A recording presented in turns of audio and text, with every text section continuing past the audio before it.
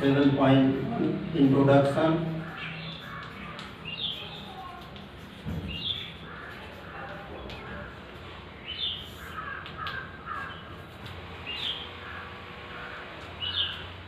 As introduction, we have to study in this chapter only on improper integration. So at first we are going to teach you about proper integration. Proper, what is proper? Proper integral. यहाँ पर आपको हम सिखाने चल रहे हैं कि proper integral क्या होता है।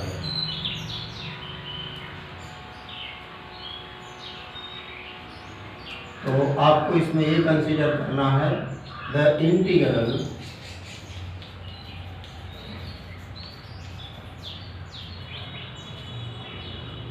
Bounded by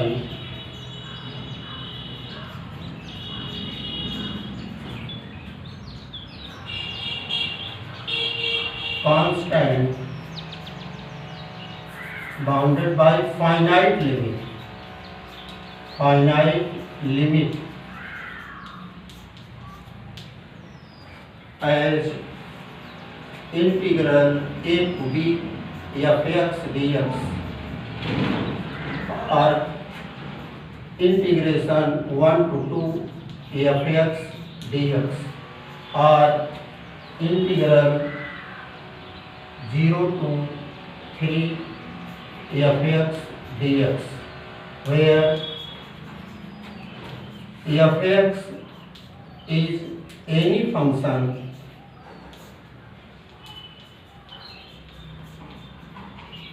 of x only. And you have to study about these function of one independent variable and one dependent variable. In intermediate classes you have studied the general integration, which is the only bounded limit, just like a to b. A and b is a real number here. Here a and b is element of R. ये real number होगी, जैसे 1 2 0 3 -1 2 4. This type of integration is called proper integral. But in this chapter, module 2, we have to study about improper integral. So now you have to learn about improper integral. So I am going to tell you about improper integration. Improper integral. Integral या integration दोनों एक ही बातें हैं। Improper integral, तो आपको इसकी परिभाषा एक तरह से जाननी है कि व्हाट इज इम्प्रॉपर इंटीग्रल, क्या होते हैं। तो उसको हम बताने के लिए आगे चल रहे हैं कि द इंटीग्रल बाउंडेड, यहाँ पर बाउंडेड माने lower limit higher limit. You should understand that bounded just like bounded A B means lower limit A higher limit B. तो बाउंडेड बाय 0 to infinity और infinity to 0 और -infinity to infinity as integral a to infinity fx dx or infinity to a fx dx or integral -infinity to infinity fx dx, where fx may be any function of one independent variable, just like as let fx is equal to sin ax or cos ax plus b or ax square plus bx plus c, these are considered as function fx. So now you should remember that carefully, that improper integral is related to that type of integral in which the lower and higher limit is not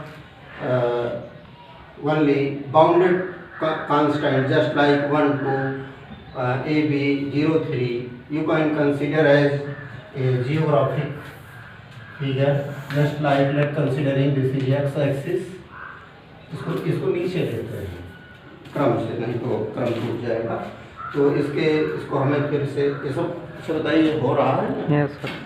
और इसका example देते हैं आपको, नहीं तो ज़्यादा example की इसमें बहुत नीड नहीं है। तो आगे हम लिखते हैं कि in this chapter 1 you have to study about only improper integral. 7 you have to study, we have to study about only improper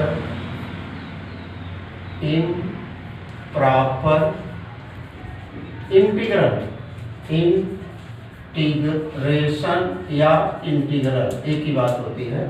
तो in this chapter we have to study about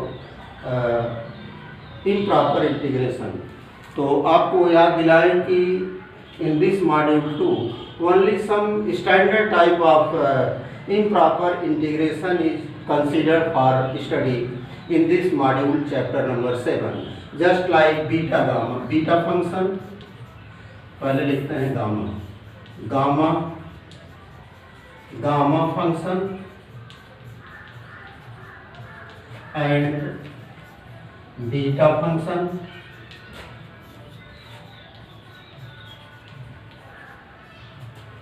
and their application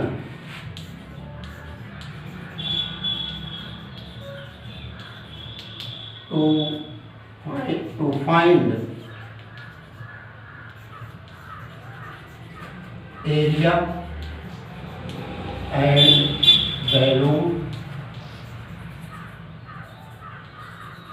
volume of smallest या smaller छोटे छोटे क्षेत्र के या things के area और volume निकाला ही जाता है इसमें, इस विधि से। तो हमने लिखा कि we have to study about only proper integration as, यहाँ एज लिख देते हैं, as gamma function and beta function and their application to find the area and value of smaller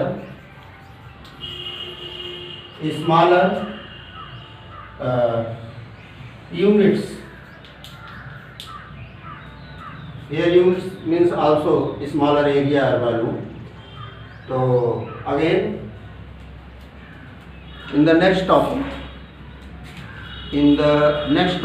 in chapter number 7 you will study about beta and gamma function, and in this chapter also you have to study the Dirichlet application, Dirichlet condition to find the area and value. इसमें Dirichlet condition is very important।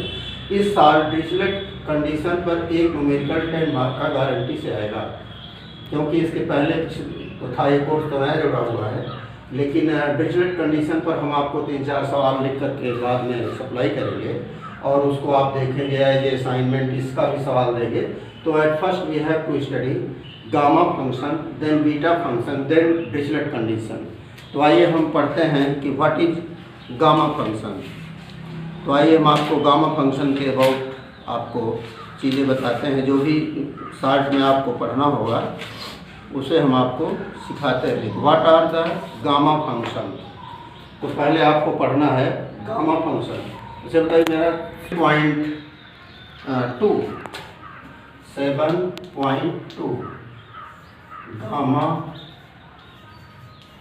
Gamma function. ये आप देखिए कि what is the gamma function. This gamma function is created by mathematician specially. और आपको पहले भी हमने बताया कि ऐसे इंटीग्रेशन जिनकी लोअर और हायर लिमिट में कम से कम एक लिमिट इन्फिनिटी हो या दोनों लिमिट इन्फिनिटी, जैसे just like minus infinity to infinity, zero to infinity, A to infinity, B to infinity या इन्फिनिटी टू ए बी हो, तो उन्हीं को हम प्रॉपर इंटीग्रल कहते हैं। वैसे इम्प्रॉपर इंटीग्रल कहते हैं, सॉरी प्रॉपर नहीं इम्प्रॉपर। और इम्प्रॉपर इंटीग्रल वैसे वो भी इंटीग्रल कहे जाते हैं जिनमें कि जैसे हम मान लीजिए इंटीग्रेशन फ्रॉम 1 to 2 कंसीडर कर रहे हैं, 1 to 2 ऑफ 1/x² dx। तो अगर हम मान लीजिए ये रियल नंबर लाइन पर एक कर्व कंसीडर करें x and y, and this is 0, this is 1 and this is 2, you are considering,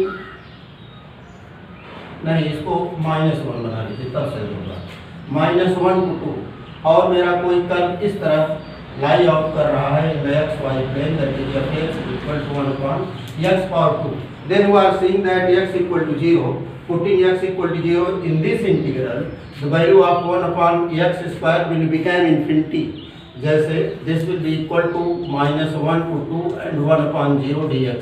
तो 1/0 means digit divided by 0 will be equal to infinity. For that reason at this point 0 the function is becoming infinity, that is not decided and not differentiable and not continuous.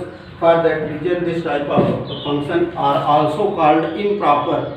8 the limits are bounded, limit इनकी एक real number है, नज़दीक है, फिर भी हम इनको ऐसी कंडीशन में अगर वो बीच में दो लिमिट्स के लोअर और अपर बाउंड के बीच में अगर किसी पॉइंट पर डिसकंटिन्यूअस हैं तो भी हम ऐसे फंक्शन को इम्प्रॉपर फंक्शन बोलते हैं। For that reason integration of that type of function will be called improper integral.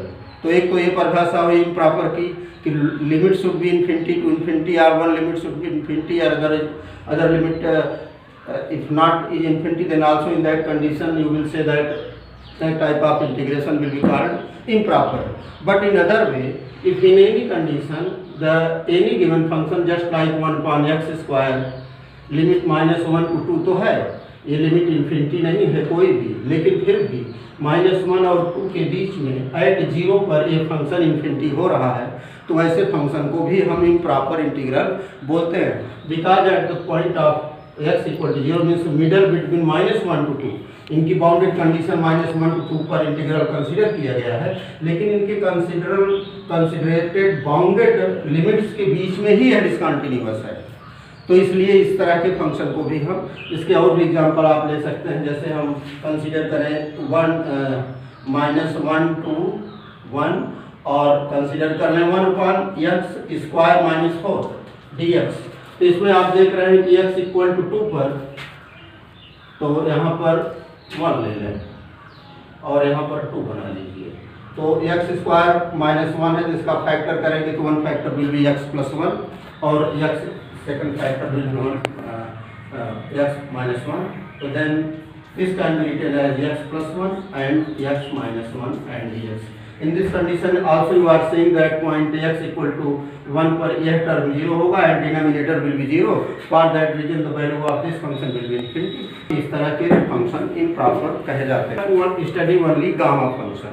आइए अपने पॉइंट पर आते हैं, क्योंकि मेरे पास टाइम कम है, आपके पास भी समय कम है, इन सब चीज़ों को न याद बहुत रखना है न पढ़ना है, only you have to study about gamma function. तो आइए अपने आपको हम गामा फंक्शन की बताते हैं। Gamma function is very useful term in the different type of scientific application, scientific and mathematical application में गामा और बीटा फंक्शन का बहुत यूजेज है, जो आगे आप पढ़ेंगे। तो द फंक्शन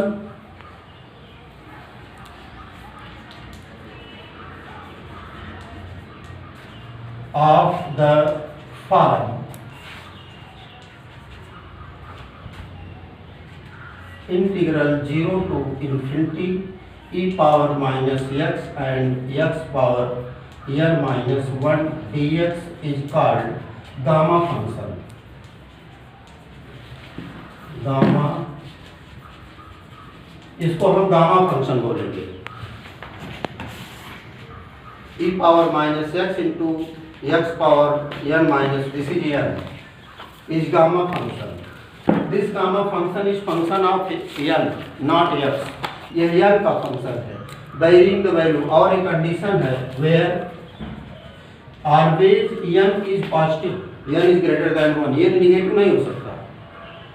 और कभी कभी इसको हम इस फॉर्म में आगे एक बात और भी सुन लीजिए। This is the general definition that the function of the form this is gamma function. Is की जगह आप लिख दीजिए इज नोन एज या called, is known as gamma function, gamma function and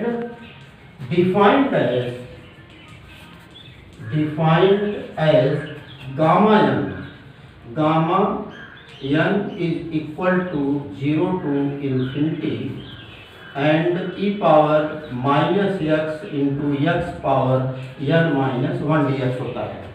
This symbol, the symbol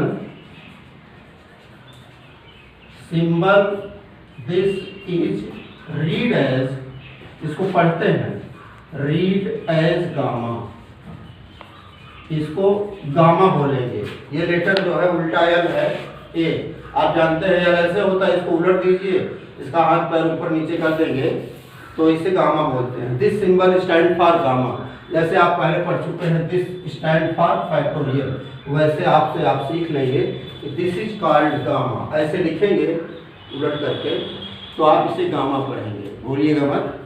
this symbol stand for gamma, और इसके अंदर जो डिजिट लिखी जाएगी उसको उसके नाम से पुकारेंगे। जैसे एन लिखा है, एन में भी एनी इंटीजर, एन में भी 1 2 3 4 5, तो आप पढ़ेंगे gamma 1, gamma 1, gamma 2, gamma 3, gamma 4 और गामा 5। इस तरह आपको पढ़ना है। This is the general definition of gamma function.